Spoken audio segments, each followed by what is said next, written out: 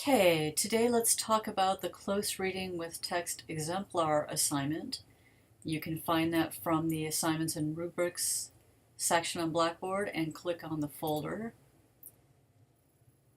which takes you to the assignment description, a readability formula, and a qualitative and quantitative rubric. So looking at the assignment first, let's talk a little bit about this. So a text exemplar, the Common Core, is looking to get kids to read more complex level text. And what they've done is had a group of educators get together and rate different texts and posted actual examples of what they consider to be complex text. So we're going to take a look at those in a minute. First of all, the purpose of this assignment is to become familiar with those text exemplars, to develop an awareness of text complexity, and evaluate texts for their levels of complexity, and understand the concept of close reading in creating a lesson that includes Common Core standards. Okay, so first let's just take a look at the text. So if you cut and paste this link into your browser, it will take you to the appendix, which has Common Core complex text exemplars.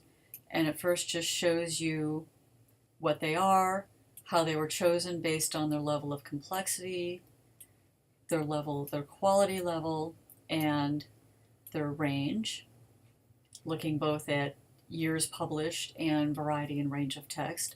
I want to talk a little bit more about this complexity. So in the first appendix, and we'll go back to that in a different video, they wanted to look at qualitative and quantitative measures of text to look at what makes a text complex. So qualitative meaning its meaning, the language use, and maybe the time frame. And then quantitative looks at the number of high vocabulary words maybe, or the syntactic structure. Sometimes the way the words are ordered can make it more complex. So looking at those kinds of issues, we're rating levels of text complexity. All right, and along with providing us examples of text, they also give us sample performance tasks. So this is something you're also going to need to create.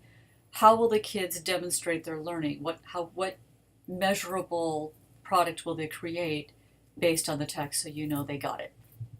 So the first thing we're going to do is select a text, and you can see it's broken down by grade level ranges, so K1, 2, 3, 4, 5, 6, 8 for K8.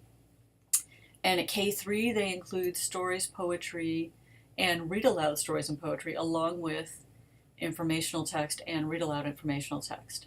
After fourth grade they no longer have the read aloud, but they still have the different levels of text from narrative to expository. And at the end of each section they have the sample performance tests. So we're going to look at a fourth, fifth grade level text, Casey at the Bat, which is one of my all-time favorite poems. It just makes me chuckle. So let's scroll down to Casey. And it starts here on page 67. Now mostly they don't always have a complete text. Many times they just have an excerpt.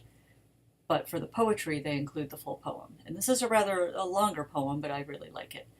So I'm going to take a minute, pause this video, and read the poem. If this is your first time reading Casey at the Bat, I hope you enjoyed it. And if it's not, I hope you enjoyed the review.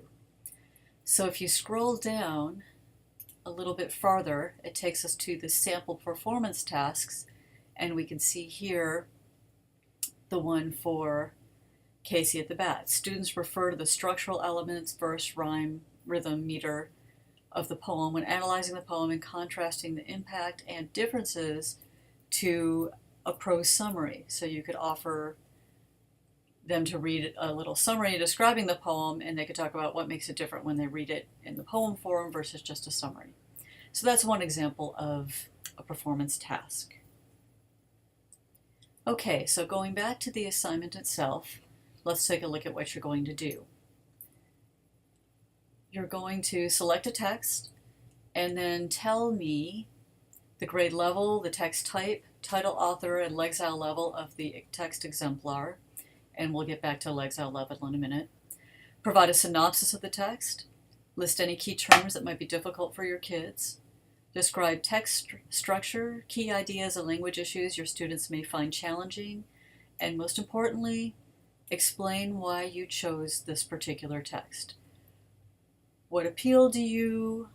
What level of complexity do you think it is? Why do you think it'd be relevant for the kids in your class to read it?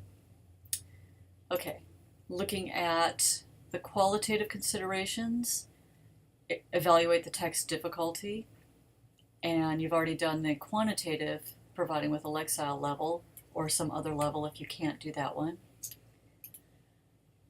Like with any other lesson, pick your objective and which Common Core standards does it match. Most importantly, you can think about what will you want the students to have learned as a result of this lesson? What will they get out of it?